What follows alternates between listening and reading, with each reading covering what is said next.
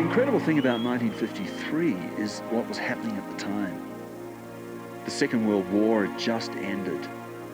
The whole of Europe was a mess. It had been bombed to the ground, and the world was trying to rebuild itself. There was a lot of optimism. And then suddenly in the UK, there was a coronation of a new young queen, and just to make it even better, a British expedition climbed to the summit of Mount Everest, and it was an incredible time. What should have been a celebration for Tenzing, Hillary, and the expedition leader, Colonel Hunt, turned into trying times.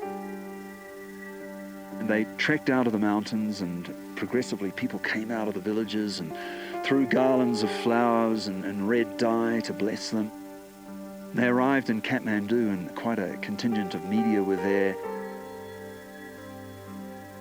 Everybody shouted, "Our Tenzing climbed the top of the world," as if he was God. And Hillary and Hunt and the rest of the team was sort of ignored. I think it was stressful. There was a lot of pressure put upon them who actually put their boot on the summit first. During that time, my father signed a statement, and my father didn't know how to read or write, and he just signed it. And apparently that statement said that he climbed first. The whole British team got upset. Then Colonel Hunt got angry, and he wrote a statement saying that Tenzing is just a Sherpa, he does not have technical experience, and so he's not able to climb first. A lot of backbiting went on between the British and my father, and he was totally innocent. He had no idea what was going on. After he climbed the mountain, his life became more complicated. A lot of offers coming in, people putting words in his mouth, having him sign papers. Deep down in his heart, he might have thought that maybe I shouldn't have climbed this mountain. I think my father and Hillary, they were puppets of the big political world. Later on, they signed a statement saying that we reached almost together. Almost together is what the public would have to live with for another 40 years. Tenzing and Hillary made an agreement not to tell the world who was first. More importantly, they wanted to be known as equal partners. The beekeeper from New Zealand and the Sherpa from the foothills of Everest. At base camp, Peter Hillary and Brent Bishop are doing an experiment. By comparing old tools with modern hardware, they get a better sense of the magnitude of their father's achievement. In 1953, they chopped steps all the way up this mountain to the summit. They had crampons strapped onto their boots like this. That gave them purchase on the big steps that they cut out.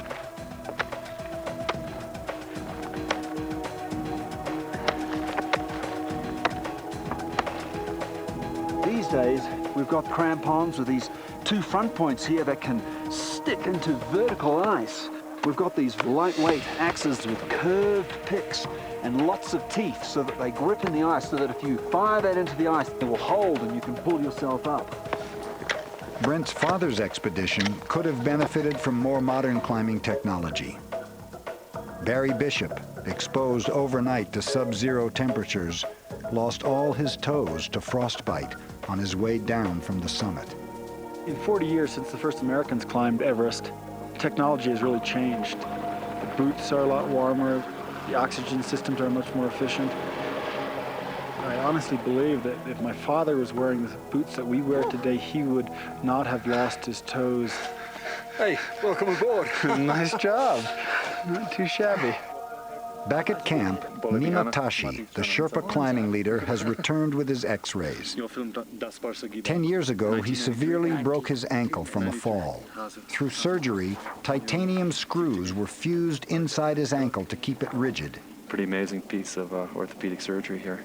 He had to get a new set of x-rays done so that we could compare the ones that were done 10 years ago with the ones taken today, because he's had some pain. And you can imagine that in this culture that relies on a lot of hard work, this type of a hardship is really difficult for a climbing Sherpa. But fortunately, things are looking quite a bit better, and bottom line is Nima's going to the summit again. Somewhat like. एकचोटि जाँदो रहेछ One more time. हजुर यसरी How many total? 7?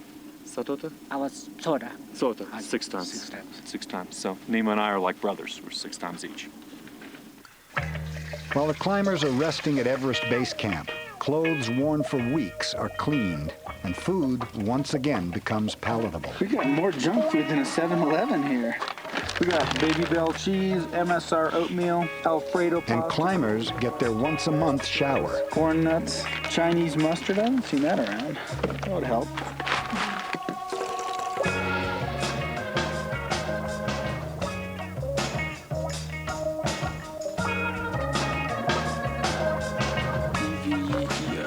Around base camp, it's clear Pete Athens has a unique connection with the Sherpas. This is Dawa Sherpa. He's one of the younger brothers of one of our climbing Sherpas. And coming up to base camp a month and a half ago, he unfortunately had a really bad headache. There's this myth circulating that Sherpas don't suffer from high altitude sickness. And the fact of the matter is that they're just as susceptible as Western people are. Younger people in their teens are even more susceptible. In a country as poor as Nepal, the pressure to work begins at surprisingly young ages. तिम्रो नाम के हो खर्क के खर्क राई कति वर्ष भयो 12 वर्ष 12 वर्ष अनि बेस क्याम्प फर्स्ट चोरी हो कि पहिलो चोरी हो कि पहिला पनि आयो फर्स्ट चोटी है टाउको दुखेन तिम्रो बारी कति केजी छ है ह थाहै छैन कति धानी जति छ खै 30 केजी जति छैन 12 धानी जति छ है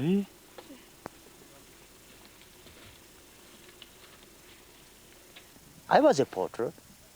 I know that feeling. How does it feel when you carry all day long loads and your head bends this way and you can't move your head even this way. You have to move your whole body to speak with your friend. When I started to work as a porter, I was like Dawa.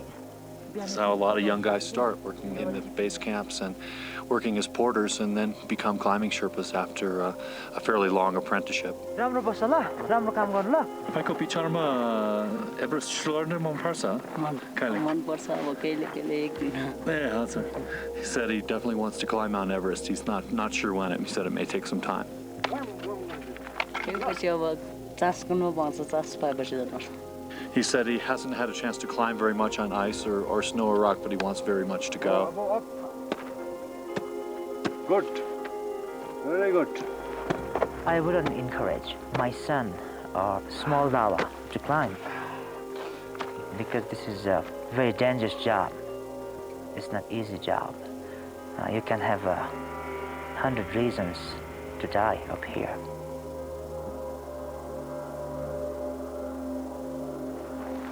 Peter Hillary and the team prepare to ascend through the icefall once more.